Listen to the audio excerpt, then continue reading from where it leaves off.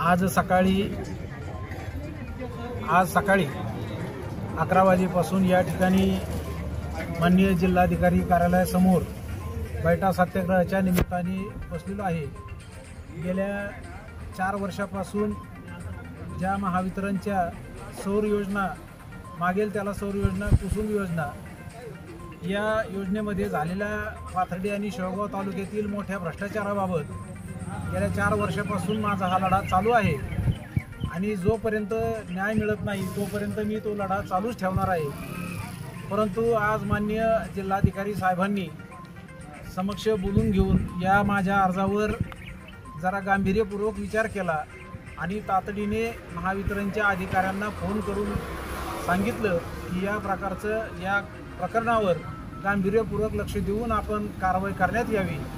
त्याच्यामुळे आज माझा जो बैठा सत्याग्रह सुरू झाला तो माननीय जिल्हाधिकारी साहेबांच्या आदेशाने आणि पत्राने तो मी आज स्थगित करत आहे। परंतु मला जोपर्यंत सामान्य शेतकऱ्यांना जोपर्यंत न्याय मिळत नाही तोपर्यंत माझा हा लढा चालूच राहणार आहे, त्याच्यात खंड पडणार नाही। वेळ पडली तर सामान्य शेतकऱ्यांच्या या प्रश्नासाठी खंडपीठात धाव घ्यावी लागली तरीही चालेल, परंतु मी माघार घेणार नाही।